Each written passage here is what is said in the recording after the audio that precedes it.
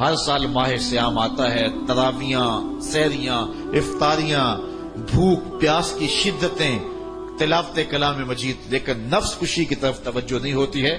تو مہینہ گزرنے کے بعد جہاں ہم ماہ سیام سے پہلے کھڑے ہوتے ہیں وہیں ہم دوبارہ کھڑے ہو جاتے ہیں آ کے.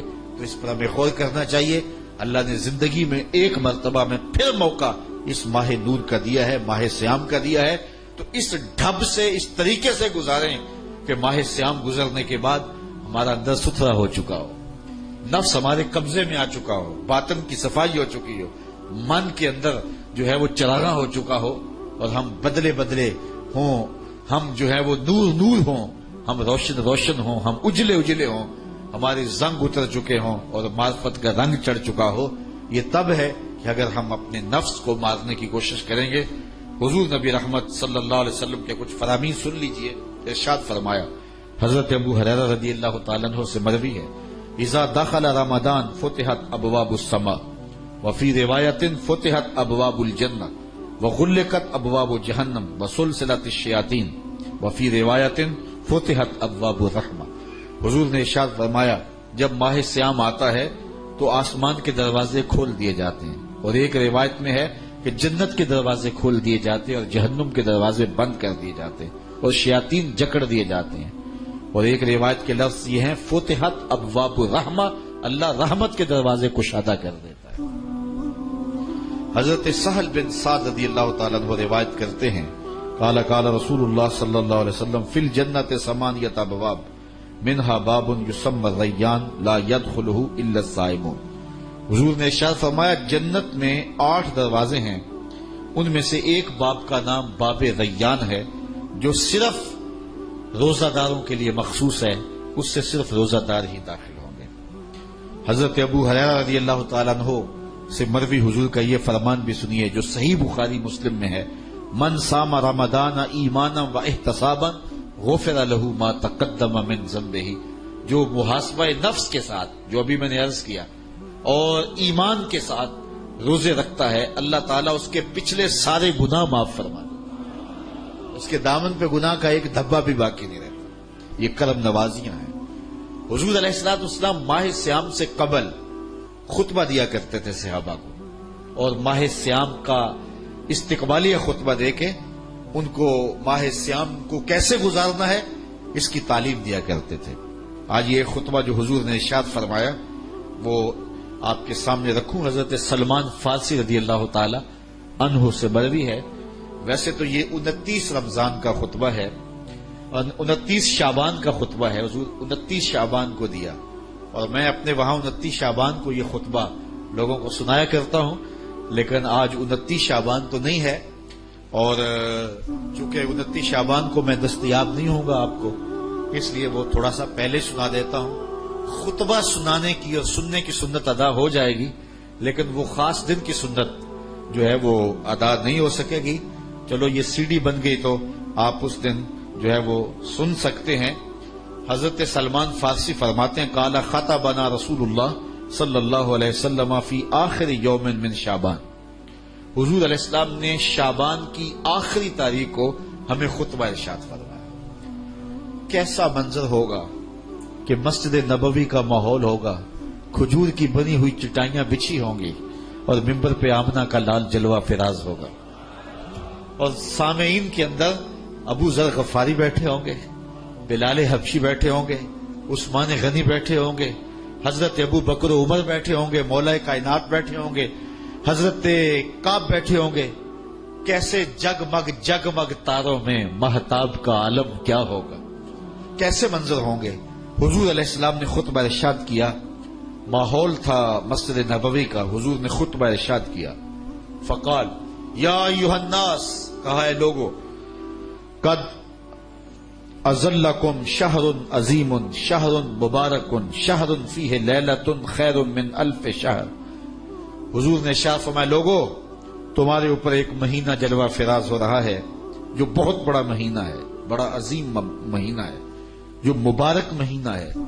وہ ایسا مہینہ ہے جس کے دامن میں ایک رات ایسی ہے جو 1000 مہینے سے بہتر ہے. جعل اللہ صیامہ فریدہ، اللہ نے اس مہینے کے روزے کو فرض بنایا.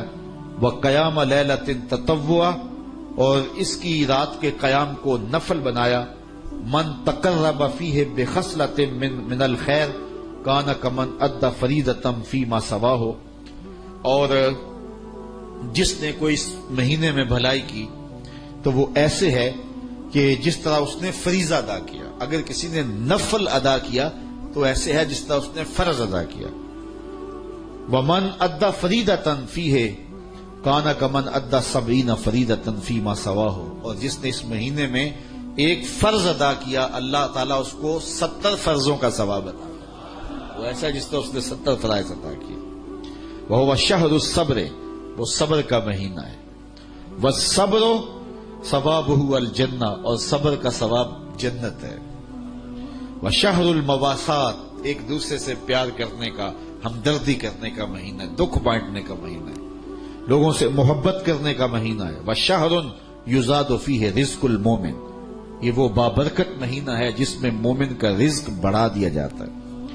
من فطر فیہ صائمہ، جس نے اس مہینے کے اندر افطار کیا، افطار کروایا کسی شخص کو، روزہ دار کو، کان لہ مغفرۃ لذنوبہ، اللہ تعالیٰ اس کے گناہ معاف فرما دے گا اور اس کو جہنم کی آگ سے آزاد کر دے گا.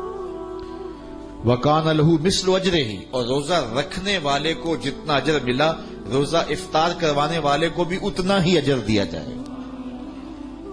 من غیر ان ینتقص من اجرہ شیئا، روزہ رکھنے والے کے اجر میں کسی کمی کے بغیر اس کے اجر میں بھی کوئی کمی نہیں ہوگی، اور روزہ افطار کرانے والوں کو بھی پورا پورا اجر دے دیا جائے گا.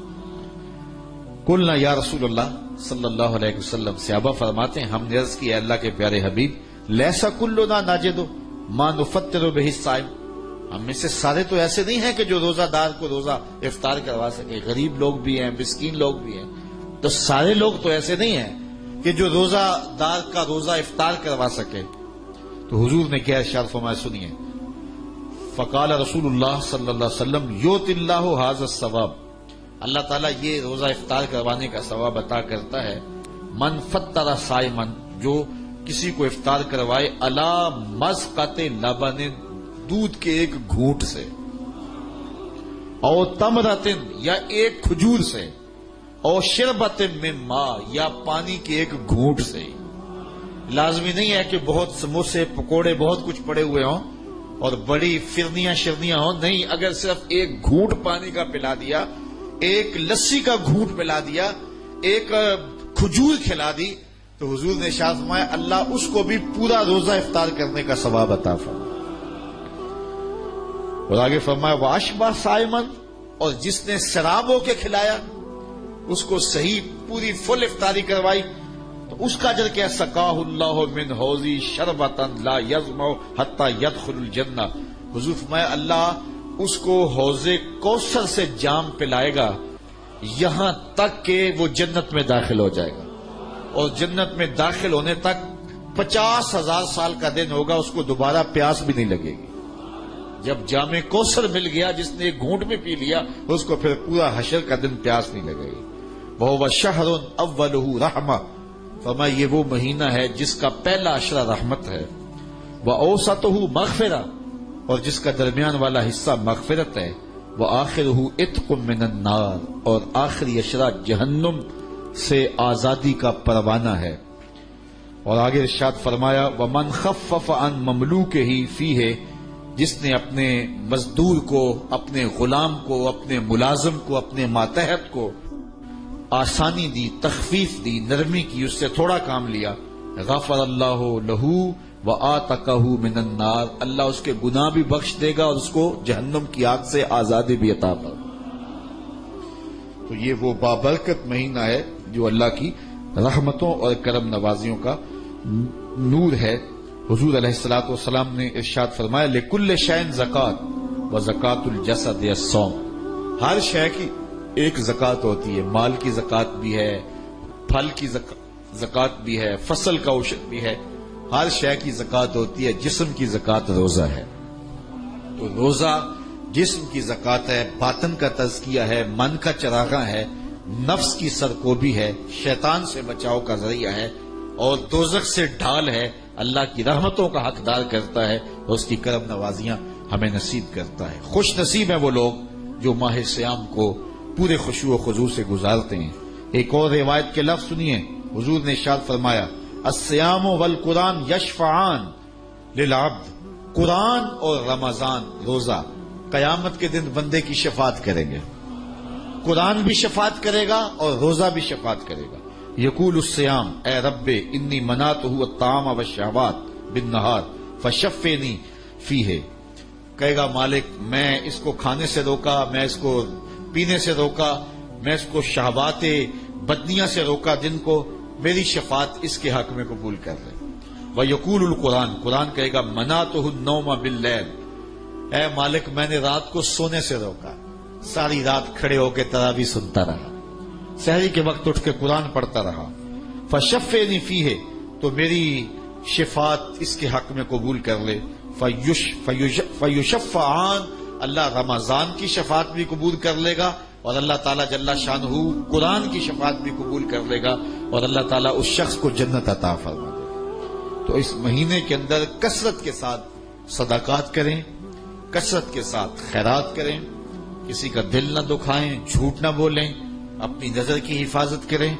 ہم پانی نہیں پیتے کہ اللہ دیکھ رہا ہے، کھانا نہیں کھاتے اللہ دیکھ رہا ہے، تو جھوٹ بولنے سے قبل بھی سوچیں کہ جو کھانا کھاتے دیکھ رہا ہے وہ جھوٹ بولتے بھی دیکھ رہا ہے، جو کھانا کھاتے دیکھ رہا ہے، جو پانی پیتے دیکھ رہا ہے، وہ رشوت لیتے بھی دیکھ رہا ہے، وہ نظر کو بھٹکتے بھی دیکھتا ہے، خیال کو بہکتے ہوئے بھی دیکھتا ہے۔